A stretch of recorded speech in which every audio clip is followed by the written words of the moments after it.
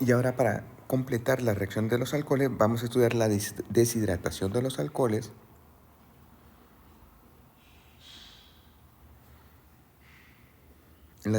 para darnos alquenos. Entonces, en esta reacción, vean que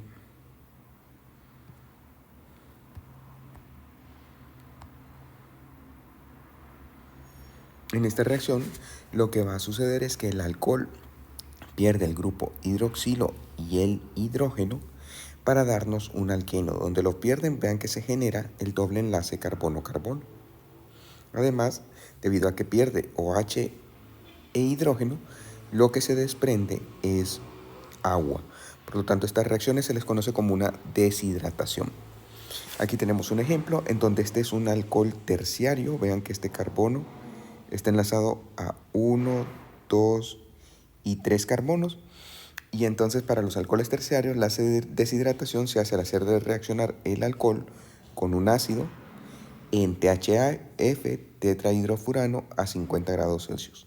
El resultado es que se pierde el OH y se genera el doble enlace.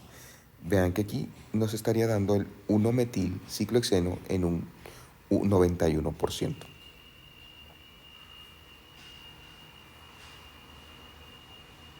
Ahora, vieron que se pudieron haber formado dos productos. El doble enlace se nos pudo haber formado en la posición en que se dio, pero también en esta posición. Entonces, ¿por qué se dio preferiblemente en esta posición? Eso se explica a partir de la regla de Zaitsev. No se recordarán, pero la regla Zaitsev la estudiamos cuando se estudiaron los alquenos, en donde se dice que en una reacción, al ser posible la formación de varios alquenos, se formará el alqueno más estable, que es el alqueno más sustituido. Entonces, noten aquí, el doble enlace al retirarse el OH, ¿dónde se pudo haber formado? O sea, que se retira este OH, pero adicionalmente un hidrógeno en las posiciones pudo haber sido esta o esta. Noten que el retirar cualquiera de estos hidrógenos, este de aquí o este de aquí, nos lleva al mismo producto, mientras que el retirar este de aquí nos lleva a otro producto. Aquí hay 6 hidrógenos que se podrían retirar, aquí solo son 2.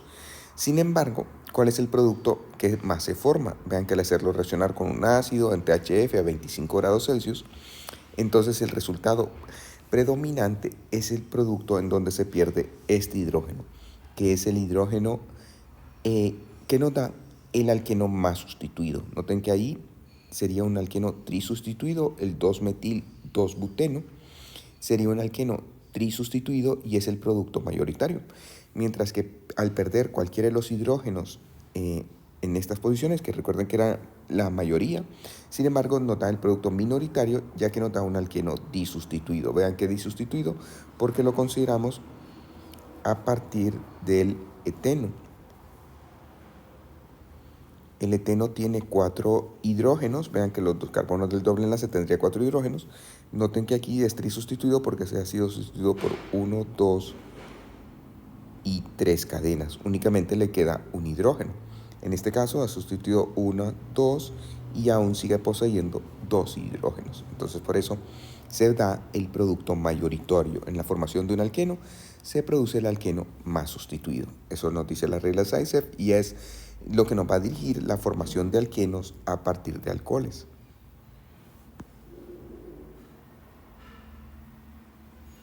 En este caso, vean que para un alcohol secundario, ahora vean que el carbono enlazado al OH está unido a 1, 2 carbonos. Ya para alcoholes secundarios, debido a que no pueden formar carbocationes o se les dificulta mucho formar carbocationes, la reacción se debe hacer con oxitricloruro de fósforo en piridina a 0 grados. El resultado entonces va a ser la formación del alqueno, en este caso el ciclohexeno, en un 96%. Entonces, para terciarios únicamente hay que hacerlo reaccionar con un ácido. Este ácido puede ser, por ejemplo, ácido sulfúrico, mientras que para secundarios y primarios, si se quiere formar un alqueno a partir de un alcohol, es necesario hacerlo reaccionar con oxitricloruro de fósforo en piridina. A baja temperatura, vean 0 grados, mientras que la reacción con el ácido es en THF, tetrahidrofurano, y sí que hay que calentar. Por ejemplo, vimos en una reacción a 50 grados Celsius. En cuanto al mecanismo, vean que en el mecanismo, recuerden cómo se escriben los mecanismos con corchetes, aquí tenemos los corchetes, entonces es indispensable hacerlo de un solo también. Lo que va a suceder es que el alcohol terciario sufre la protonación en el hidroxilo se protona el oxígeno, entonces nos queda OH2 de esta manera. Vean que este es un muy buen grupo saliente, sale dejando un carbocatión. Noten que este carbocatión es un carbocatión terciario. Y entonces, una vez que está formado el carbocatión terciario, el agua en que se está llevando la reacción, entonces toma un hidrógeno de un carbono continuo a donde está la carga positiva. Vean que pudo haber sido este o pudo haber sido un hidrógeno en esta posición. Y entonces lo toma, el hidrógeno sale como protón, deja su par de electrones y con eso se forma el doble enlace carbono-carbono, liberando además protones. Entonces vean que aquí el ácido, una vez que libera su protón, queda como H2O y aquí se regenera el catalizador ácido. Entonces ese es el mecanismo para alcoholes terciarios.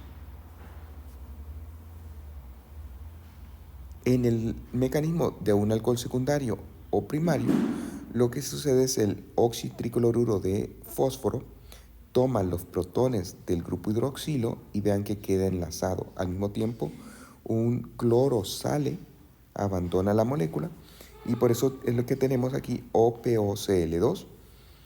Vean que está enlazado. En ese momento, la piridina que se emplea como disolvente toma un hidrógeno de un carbono al lado del carbono que lleva el óxido y cloruro de fósforo. Este sale como protón, deja su par de electrones. Aquí lo podemos ver. Vean que está saliendo y dejando el par de electrones para formar el alqueno. Estos son los mecanismos, tanto para un alcohol terciario en la formación de alquenos o para un alcohol secundario o primario. Aquí vamos a ver algunos problemas que vean que en este caso, ¿qué producto se espera en la eliminación catalizada con oxitricloruro de fósforo? Entonces vaya a ser el A.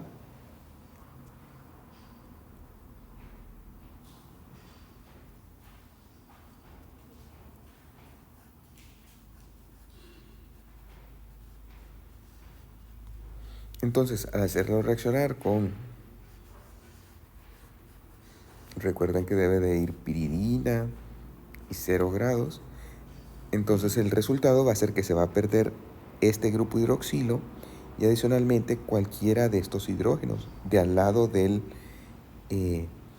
carbono que lleva el hidroxilo. Entonces podría ser este o este de aquí. Por lo tanto, escribimos ambos.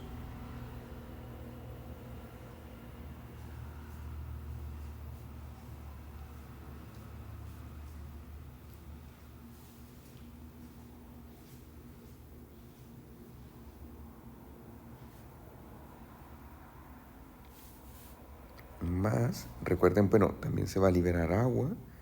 Y ahora lo hacemos cuando se pierda el hidrógeno de este carbono. Entonces sería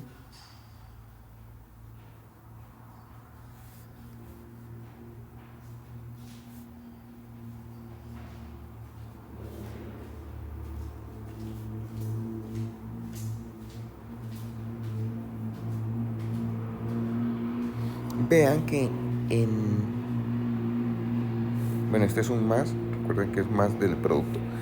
Vean que en este caso, este carbono está, este alqueno es trisustituido,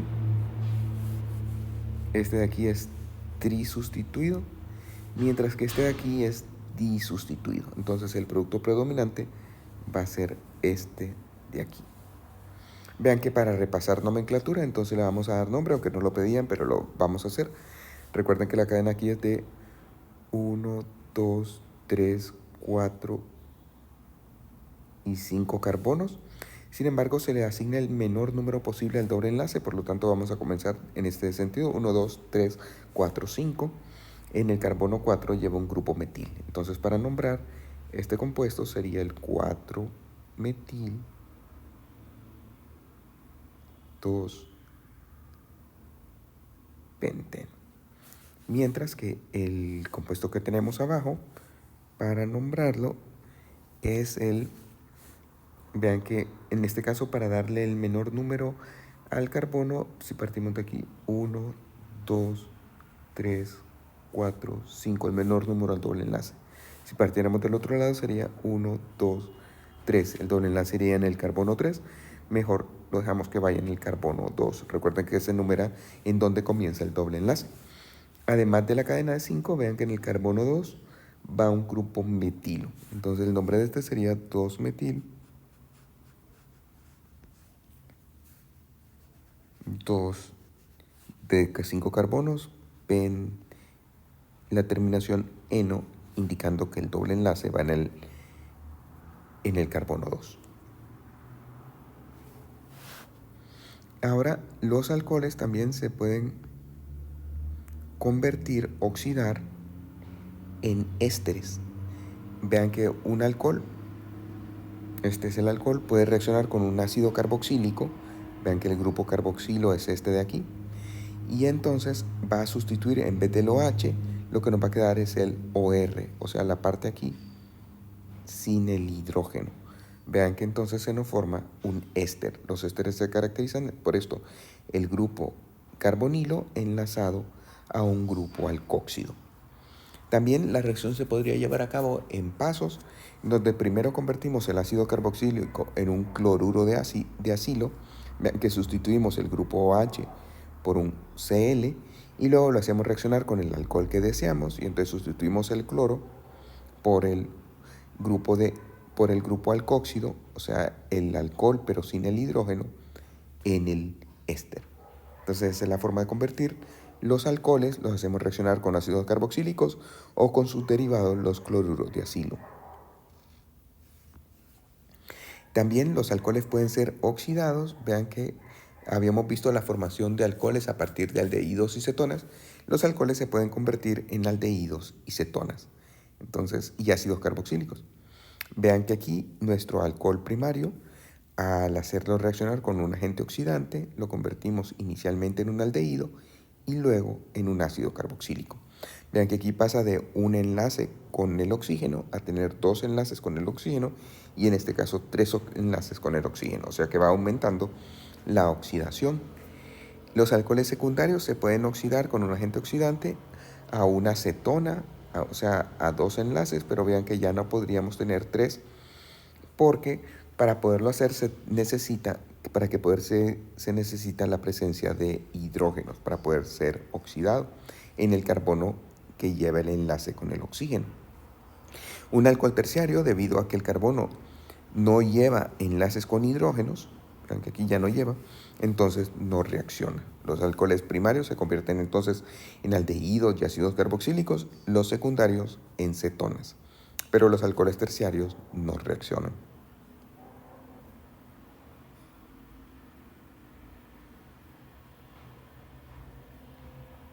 Aquí vemos que si nosotros un alcohol primario lo queremos llevar a un aldehído, vean que pasamos de un enlace con el oxígeno a 2 enlaces, entonces se debe de realizar con PCC, con el compuesto que se abrevia como PCC, que es el clorocromato de piridinio. Vean que esta es la estructura del clorocromato de piridinio. La reacción se hace en diclorometano.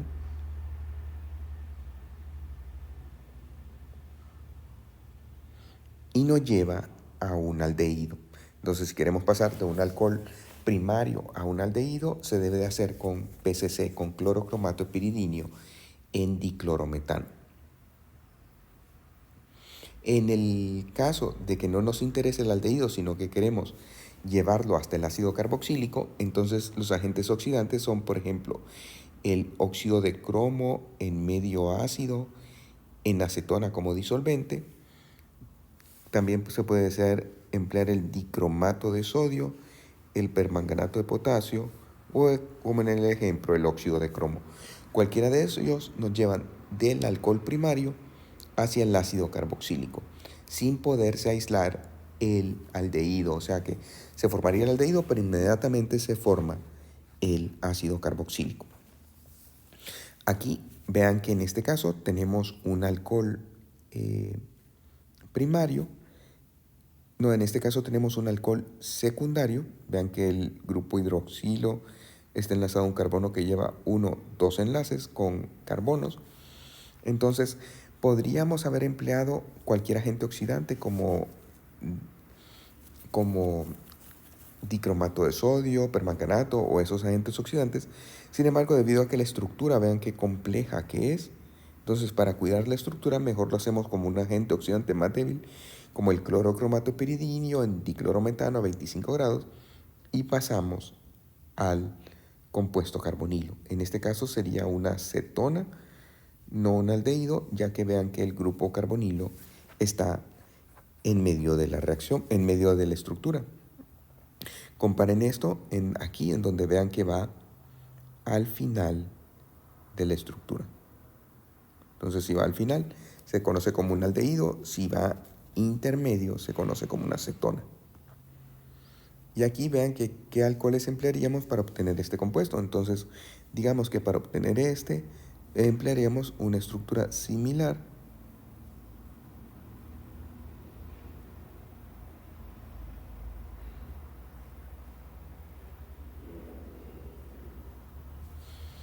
Esta estructura y la tenemos que oxidar para obtener la acetona. Vean que aquí el doble enlace está en medio de la estructura y entonces para obtener la acetona podemos emplear en este caso óxido de cromo. Debido a que la estructura adicional no es muy compleja, entonces podríamos emplear el óxido de cromo. Vean que intenten realizar cualquiera de estas estructuras también. Vean que aquí aparece CHO. Entonces ese CHO lo que nos indica es el grupo carbonilo, o sea, carbono con doble enlace de hidroxilo y el hidrógeno. ¿Qué productos se espera la oxidación de los siguientes alcoholes con dicromato de sodio?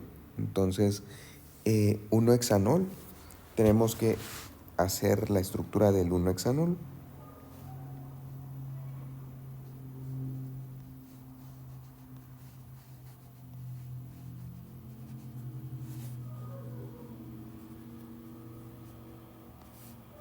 Como nos dicen con dicromato de sodio, entonces sería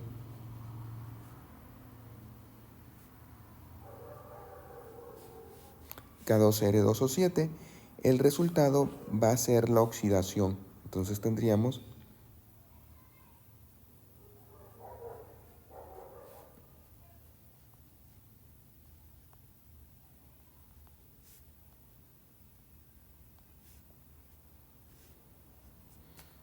la oxidación del grupo hidroxilo hacia el grupo carbonilo. Así les pido que hagan estos. Vean que el alcohol primario, este es un alcohol primario, se puede oxidar a un aldehído, pero realmente no va a ser esa la reacción. Recuerden que con un agente oxidante así de poderoso, lo que vamos a obtener no es el aldehído, como les había escrito, sino que el ácido carboxílico. Entonces aquí vamos a escribir el ácido carboxílico.